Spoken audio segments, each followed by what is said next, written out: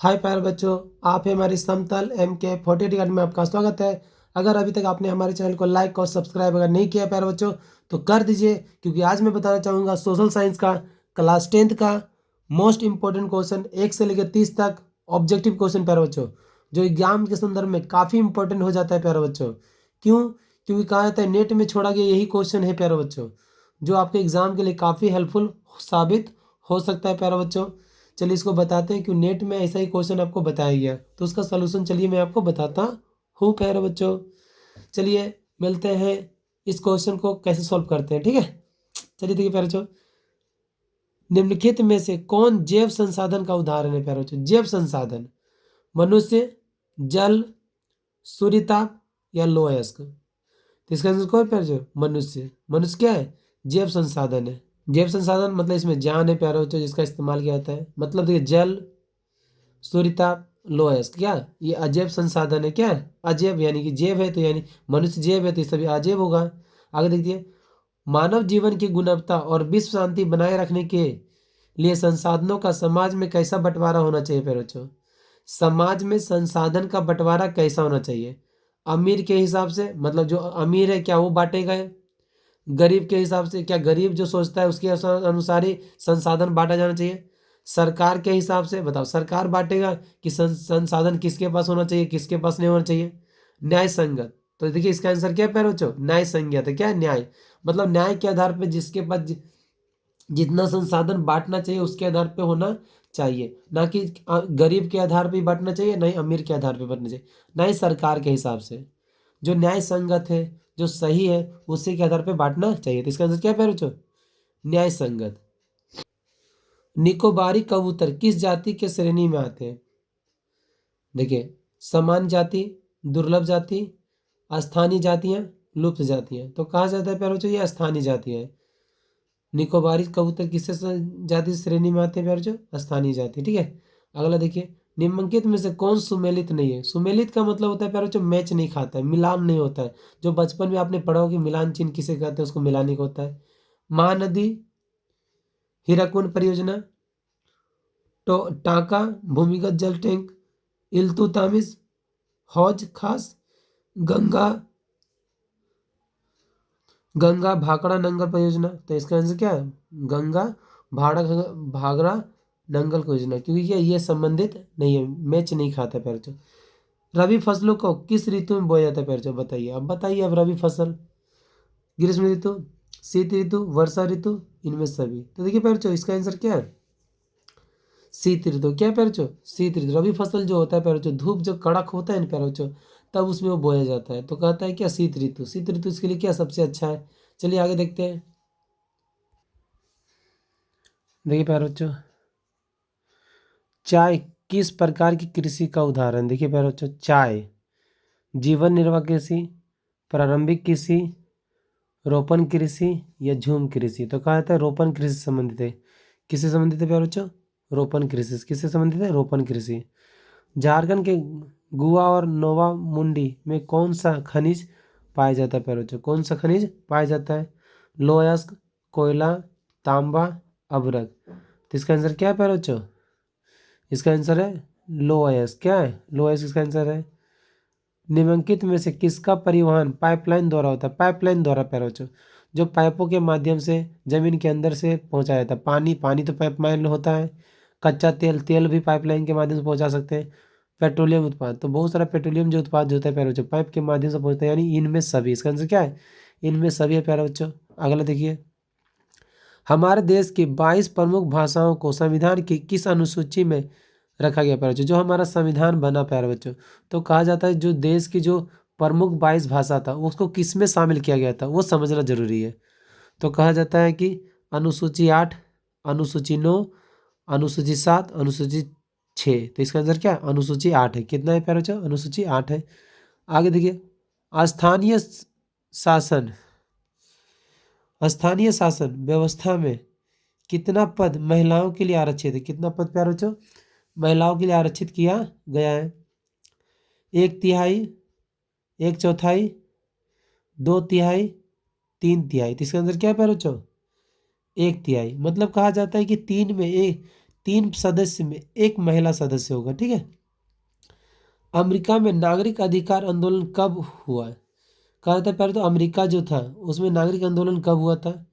तो 1968 से 1974, 1954 से 1968, 1974 से 1980, 1980 से 1988। इसका आंसर क्या है प्यारे बच्चों? 1954 से लेकर क्या 1968 के बीच में क्या हुआ था? नागरिक अधिकार आंदोलन हुआ था प्यारे बच्चों। चलिए अगला देखते हैं। भारत में राज्यों की विधानसभा में महिलाओं का प्रतिनिधित्व कितना फीसदी है प्यारे बच्चों? राज्य की विधानसभा का मतलब कि कोई राज्य में महिलाओं की जो सदस्य पर जो प्रतिनिधित्व के रूप में कितना परसेंट क्या किया गया फीसदी बताया गया है? 5%, 4%, 14% या 5% से कम। तो इसका आंसर क्या 5% से कम, मतलब 5% से कम है प्यारे बच्चों। इनमें से कौन से देश में द्वितीय व्यवस्था है? कहाँ है प्यारे बच्चों द्वितीय व्यवस्था, मतलब दोहरा व्यवस्था चलता है? Bharat, America, France, Germany. तो इसका आंसर क्या है प्यारे बच्चों? अमेरिका। इसका आंसर क्या है? अमेरिका है। आगे देखिए, नेपाल में राजतंत्र को किस वर्ष समाप्त किया गया? नेपाल में राजतंत्र को किस वर्ष समाप्त किया गया प्यारे बच्चों? 2006 में, 2008 में, 2004 में, 2005 में। इसका आंसर क्या है प्यारे बच्चों? 2008 में। किस में? 2008 में। बोलीविया में पानी के निजीकरण के खिलाफ आंदोलन की अगुवाई किस संगठन ने किया था प्यारे बच्चों? किस संगठन ने किया था? क्या फिडोकोर, नापान, नपाम, बैमसेफ, कांग्रेस? तो इसका आंसर क्या है? फिड कोर। क्या फिड कोर प्यारे बच्चों। देखिए प्यारे बच्चों, इसको चाहें तो स्क्रीनशॉट करके भी रख लें, क्योंकि ये एग्जाम में बताया गया, नेट में बताया गया क्वेश्चन है प्यारे बच्चों, जो एग्जाम के लिए काफ़ी इंपॉर्टेंट हो जाता है। केरल में शिशु मृत्यु दर कम होने का एक कारण निम्नलिखित में से कौन सा है? निम्नलिखित में से कौन सा है? केरल में सार्वजनिक वितरण प्रणाली का सही क्रियान्वयन, उत्तम परिवहन व्यवस्था, शिक्षा एवं स्वास्थ्य जैसे मौलिक सुविधाओं की पर्याप्त उपलब्धता, उच्च प्रति व्यक्ति आय। उच्च, तो देखिए यहाँ पे क्या कहा जाता है प्यारे बच्चों कि यहाँ का जो लोग है वो शिक्षा से ज़्यादा अलर्ट है, मतलब शिक्षा पर ज़्यादा ध्यान देते हैं, विशेष ध्यान देते हैं। तो इसका आंसर क्या शिक्षा ही होगा। क्या होगा प्यारे बच्चों? शिक्षा। शिक्षा एवं स्वास्थ्य जैसी मौलिक सुविधाओं की पर्याप्त उपलब्धता, मतलब कहा था केरल में मृत्यु दर होने का यही निम्नलिखित कारण है प्यारे बच्चों कि वहाँ के लोग शिक्षित है, पढ़े लिखे हैं, तो पढ़े लिखा होने के कारण ये कम हो जाता है, ठीक है। हाय प्यारे बच्चों, अगला क्वेश्चन देखिए। निम्नलिखित में से किसे संगठित क्षेत्र में निम्नलिखित में से किसे संगठित क्षेत्र में नियोजित कहा जा सकता है? नियोजित कहता है कृषि मजदूर, बहुराष्ट्रीय कंपनी का अस्थायी कर्मचारी, लघु उद्योग के श्रमिक, कबाड़ी वाला। तो इसका आंसर क्या है? बहुराष्ट्रीय कंपनी का अस्थायी कर्मचारी। कहा जाता है पहले जो बहुराष्ट्रीय कंपनी का अस्थायी कर्मचारी जो होता है, जो नियोजित होता है प्लान के तहत, उसको क्या मजदूरी जो संगठित रहता है तो उसको मिलता है। लेकिन कृषि में किसी मजदूर को कुछ नहीं होता है, लघु उद्योग के श्रमिक को कुछ नहीं मिलता, कबाड़ी वालों को ये सब कुछ भी नहीं मिलता है प्यारे बच्चों। अगला देखिए, रोजगार के अधिक अवसर उत्पन्न करने के लिए निम्नलिखित में से कौन से उपाय किए जाते हैं? रोजगार के अधिक अवसर उत्पन्न करने के लिए, मतलब रोजगार अगर बढ़ाएंगे, अवसर बढ़ाएंगे अपॉर्चुनिटी के लिए, तो कौन सा काम करना होगा प्यारे बच्चों? उपाय लगाएंगे। सिंचाई की सुविधा में वृद्धि, विद्यालय एवं अस्पताल की स्थापना, खाद्य प्रसंस्करण इकाई की स्थापना। तो इसका आंसर क्या देखिए, केवल एक, एक तथा दो दोनों,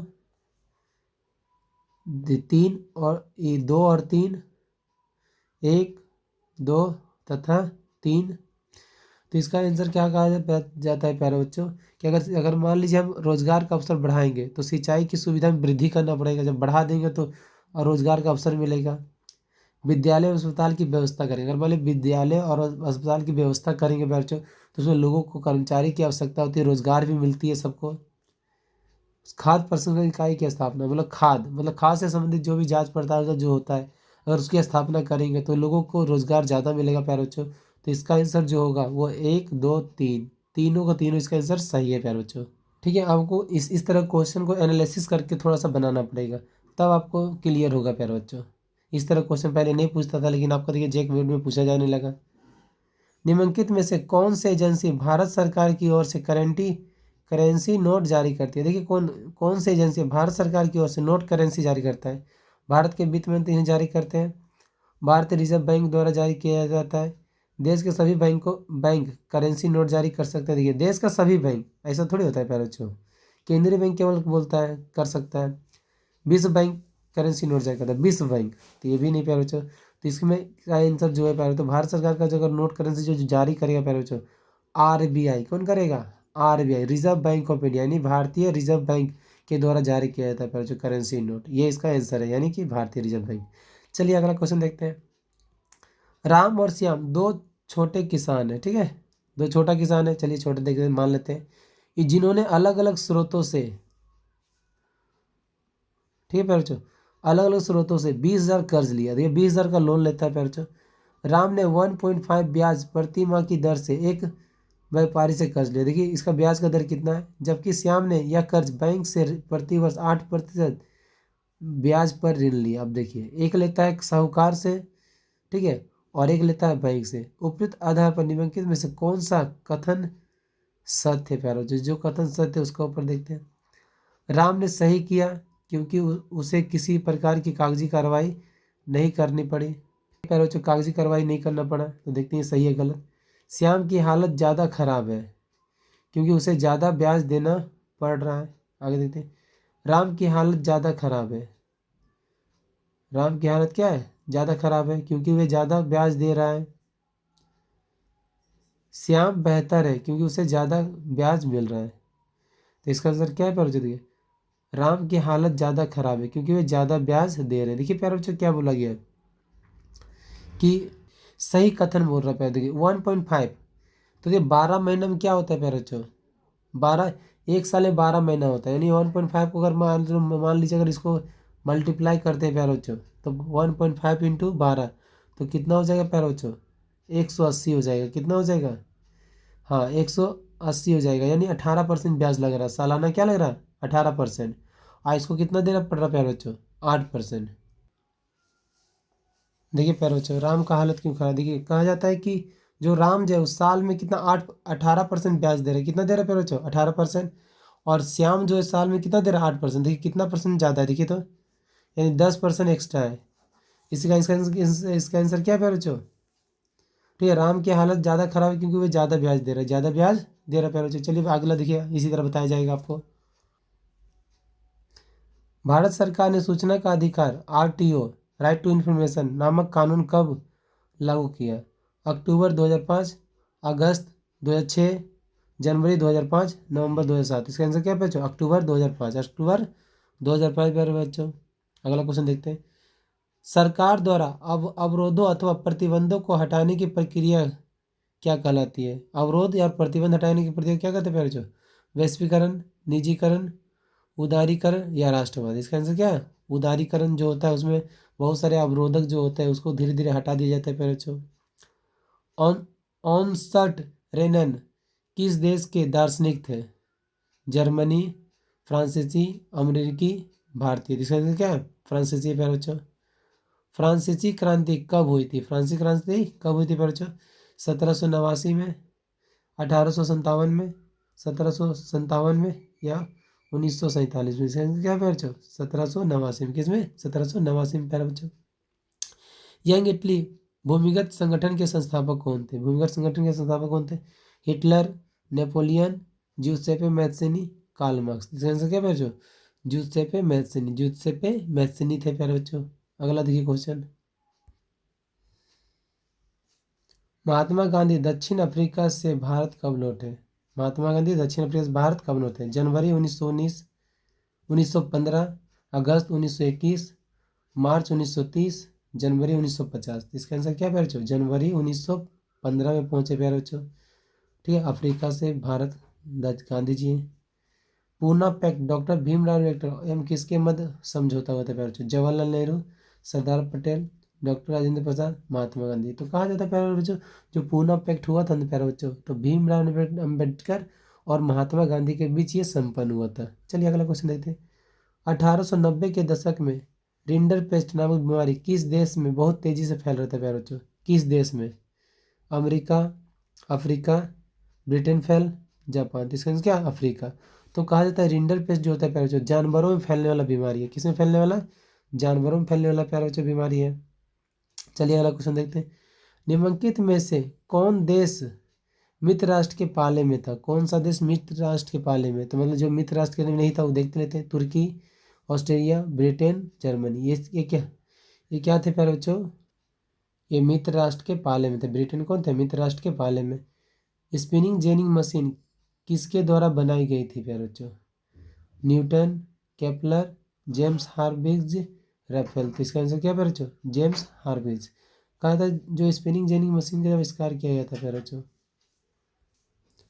हाँ प्यारे बच्चों आप कमेंट में बताइए कि आप कौन सा विषय का मतलब क्वेश्चन आंसर चाहते हैं प्यारे बच्चों। मिलते हैं नेक्स्ट वीडियो में। आज बताएं आपको एसएसटी सामाजिक विज्ञान के बारे में। Watching video.